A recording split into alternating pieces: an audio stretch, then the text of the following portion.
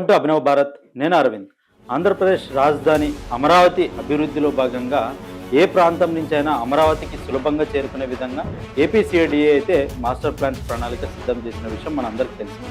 అందులో భాగంగా ఏ ప్రాంతం నుంచి అయినా సులభంగా చేరుకోవడానికి ప్రణాళిక ఉంది. అయితే ఆ ప్రణాళికలో భాగంగా ఎక్కడైనా అడ్డంకులు ఉంటే అక్కడ కొన్ని నిర్మాణాలు అంటే బ్రిడ్జ్ లాంటి నిర్మాణాలు చేపట్టడానికి కూడా ప్రణాళిక వేసింది. అయితే ఇక్కడ అమరావతిలో ప్రస్తుతం రెండు ముఖ్యమైన వంతెనల గురించి చర్చ జరుగుతూ ఉంది. అందులో ఒకటి దాదాపు పూర్తి కావచ్చిన స్టీల్ బ్రిడ్జ్, రెండవది ఐకానిక్ వంతెన. అయితే అమరావతిలోని స్టీల్ బ్రిడ్జ్ కన్స్ట్రక్షన్స్ అయితే స్పీడ్గా జరుగుతున్నట్లు కనిపిస్తూ ఉంది. దీనికి సంబంధించినటువంటి పూర్తి వివరాలను ఈ వీడియో ద్వారా తెలుసుకునే ప్రయత్నం చేద్దాం. అదే కరకట్ట మీద నిర్మిస్తున్నటువంటి ఏదైతే స్టీల్ బ్రిడ్జ్ ఉందో దీని కన్స్ట్రక్షన్స్ అయితే చాలా వేగంగా జరుగుతున్నట్లు కనిపిస్తూ ఉన్నాయి. అయితే దీన్ని త్వరలోనే ప్రారంభం చేసే ఛాన్స్ ఉందంటూ కూడా కొన్ని వర్గాలు చెప్తా ఉన్నాయి. అయితే విజయవాడ మరియు గుంటూరు నుండి అమరావతికి వెళ్లే ప్రయాణికులకు ఇది చాలా కీలకం అంటూ కూడా చెప్తా ఉన్నారు. కరకట్ట రోడ్డును సీడ్ యాక్సిస్ రోడ్డుతో కలిపేలా దీన్ని నిర్మిస్తూ ఉన్నారు. ఎందుకంటేనంటే మనకు సీడ్ యాక్సిస్ యొక్క ప్రాధాన్యత మనందరికీ తెలుసు. అంటే అమరావతి కోర్ క్యాపిటల్ చేరుకోవడానికి సీడ్ యాక్సిస్ రోడ్ అనేది చాలా ఇంపార్టెంట్.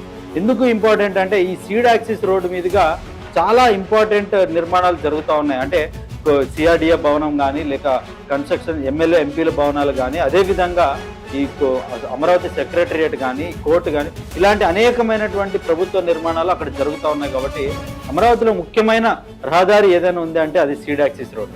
కాబట్టి ఈ సీడ్ యాక్సిస్ రోడ్కు కనెక్ట్ అయ్యే విధంగా ఈ స్టీల్ బ్రిడ్జ్ నిర్మాణం అయితే జరుగుతూ ఉంది. ఉండవెల్లి వైపు నుండి అమరావతికి వచ్చే వాహనాలు పాత ఇరుకైన రోడ్లపై వెళ్లకుండా ఈ వంతెన ద్వారా నేరుగా రాజధాని లోపలికి చేరుకోవచ్చు అంటూ చెప్తున్నారు.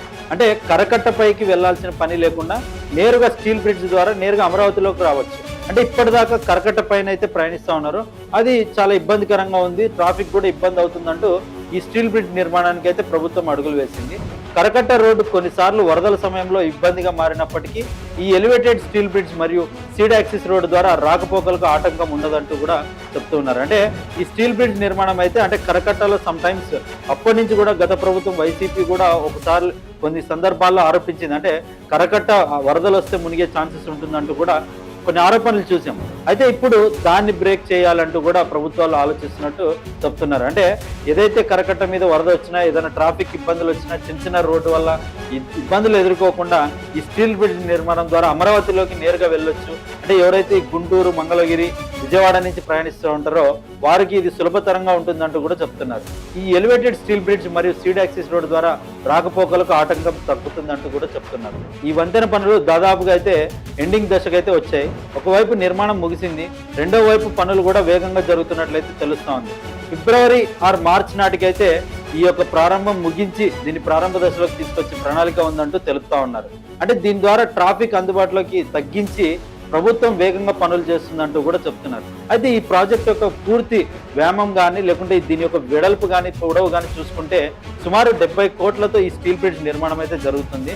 దీనికి ఎన్సీసీ సంస్థ అయితే నిర్మాణం చేపడుతుంది. అంటే కాంట్రాక్ట్ సంస్థ ఎన్సీసీ అయితే దీని నిర్మాణం చేపడతా ఉంది. ఇది సుమారు 128 మీటర్ల పొడవు అయితే ఈ స్టీల్ బ్రిడ్జ్ ఉండబోతుందంటూ చెప్తున్నారు. దీనివల్ల విజయవాడ మరియు అమరావతి మధ్య ప్రయాణ సమయం గణనీయంగా తగ్గుతుందంటూ చెప్తున్నారు. దీని యొక్క రూట్ మ్యాప్ వివరాలకు సంబంధించి చూసుకుంటే గాన ఈ వంతెన ముఖ్యంగా విజయవాడ నుండి వచ్చే వాహనాలను నేరుగా అమరావతి కోర్ క్యాపిటల్ ఏరియాలోకి పంపేలా రూపొందించబడుతుంది. అంటే ఇక్కడ ఈ కరకట్ట మీదుగా వెళ్లకుండా ఈ స్టీల్ బ్రిడ్జ్ దాటంగానే డైరెక్ట్ గా ఎవరైతే ఇక్కడ ప్రయాణిస్తూ ఉంటారో వారు డైరెక్ట్ గా అమరావతి కోర్ క్యాపిటల్లోకి అంటే సీడ్ యాక్సిస్ రోడ్ కనెక్ట్ అవుతుంది కాబట్టి అమరావతి కోర్ క్యాపిటల్లోకి డైరెక్ట్ ఎంట్రీ అవ్వచ్చు అంటూ కూడా చెప్తున్నారు. ఉండవెల్లి సెంటర్ దాటిన తర్వాత కరకట్ట రోడ్ రివర్ బండ్ రోడ్ నుండి ప్రారంభం అవుతుంది. కృష్ణా పశ్చిమ ప్రధాన కెనాల్ను దాటుతూ ఇది నేరుగా సీడ్ యాక్సిస్ రోడ్ E3 రోడ్డుకి అయితే కలుస్తూ ఉంది. ఈ వంతెన రాకముందు వాహనాలు పెనమాక లేదా మందడం గ్రామాల గుండా చుట్టూ తిరిగి వెళ్లాల్సి వచ్చేది. ఇప్పుడు ఈ స్టీల్ బ్రిడ్జ్ ద్వారా సుమారు 5 కిలోమీటర్ల దూరం అయితే తగ్గుతుందంటూ చెప్తున్నారు. ఈ వంతెన యొక్క ప్రత్యేకతలు చూసుకుంటే గన ఇది ఒక కాంపోజిట్ స్టీల్ గిడ్డర్ బ్రిడ్జ్. అంటే దీని పిల్లర్లు కాంక్రీట్ తో ఉన్నప్పటికీ పైన రోడ్డును మోసే గిడ్డర్లు భారీ స్టీల్ తో నిర్మించనున్నారు. దీనివల్ల నిర్మాణం చాలా వేగంగా పూర్తయింది. ఎందుకంటే నిర్మాణం కింద పిల్లర్లు అయితే సిమెంట్ తో కాంక్రీట్ తో చేసినప్పటికీ పైన బ్రిడ్జికి ఏదైతే ప్లాట్ఫామ్ గా చేస్తున్నారో అది కంప్లీట్ స్టీల్ తో చేస్తున్నారు అనమాట. అంటే రెడీమేడ్ తో దీన్ని నిర్మాణం చేయబడుతున్నారు. ఇది 4 లైన్ల వంతెనగా నిర్మించబోతున్నారు. భవిష్యత్తులో పెరిగే ట్రాఫిక్ ని దృష్టిలో ఉంచుకొని దీన్ని నిర్మించారు.